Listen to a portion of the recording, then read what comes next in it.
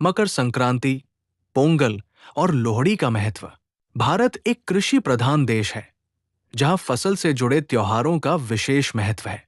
मकर संक्रांति, पोंगल और लोहड़ी ऐसे ही प्रमुख पर्व हैं, जो सूर्य, प्रकृति और किसानों के परिश्रम के प्रति कृतज्ञता व्यक्त करते हैं। यद्यपि ये त्योहार अलग-अलग क्षेत्रों में मनाए जाते हैं, लेकिन इनका भाव और उद्देश्य एक ही है। 1. मकर संक्रांति का महत्व। मकर संक्रांति प्रत्येक वर्ष 14 जनवरी के आसपास मनाई जाती है। इस दिन सूर्य मकर राशि में प्रवेश करता है और उत्तरायण की शुरुआत होती है। ये पर्व सूर्य देव की आराधना का प्रतीक है। उत्तरायण को शुभ माना जाता है, इसलिए दान पुण्य, स्नान और जप का विशेष महत्व है। तिल और गुड़ का सेवन आपसी मधुरता और एकता का संदेश देता है। ये पर्व रबी फसलों की कटाई की खुशी से जुड़ा है।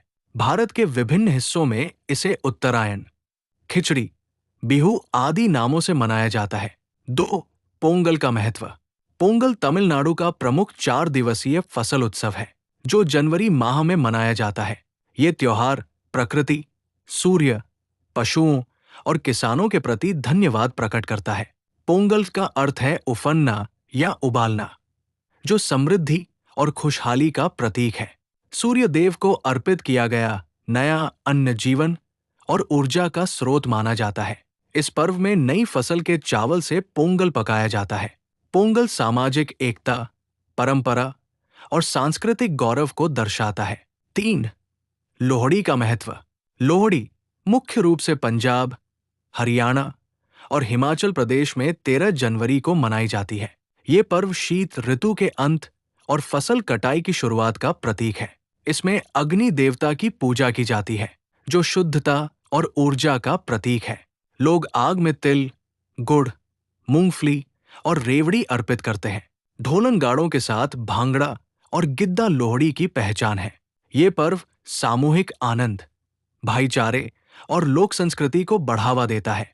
निष्कर्ष: मकर संक्रांति, पोंगल और लोहड़ी तीनों पर्व सूर्य, कृषि और प्रकृति से गहराई से जुड़े हैं। ये त्योहार न केवल अच्छी फसल की खुशी मनाते हैं, बल्कि परिश्रम, कृतज्ञता और सामाजिक एकता का संदेश भी देते हैं। यही कारण है कि ये पर्व भारत की सांस्कृतिक विविधता और एकता को सुंदर रूप से दर्शाते हैं। 12 जनवरी, राष्ट्रीय युवा दिवस। निबंध। भारत एक युवा राष्ट्र है, जहां जनसंख्या का एक बड़ा भाग युवाओं से बना है। युवाओं की शक्ति, ऊर्जा और विचार ही किसी भी देश के भविष्य का निर्माण करते हैं।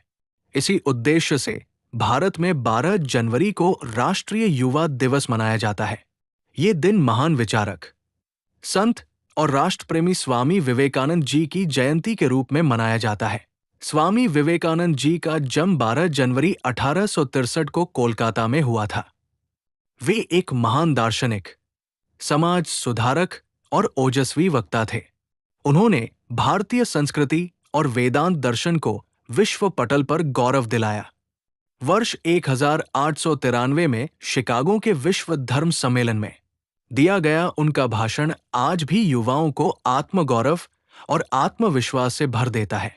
राष्ट्रीय युवा दिवस मनाने का मुख्य उद्देश्य युवाओं को स्वामी विवेकानंद जी के आदर्शों, विचारों और जीवन दर्शन से प्रेरित करना है। वे युवाओं को राष्ट्र की रीढ़ मानते थे। उनका मानना था कि यदि युवा शारीरिक, मानसिक और नैतिक रूप से सशक्त होंगे, तो देश स्वतः प्रगति करेगा।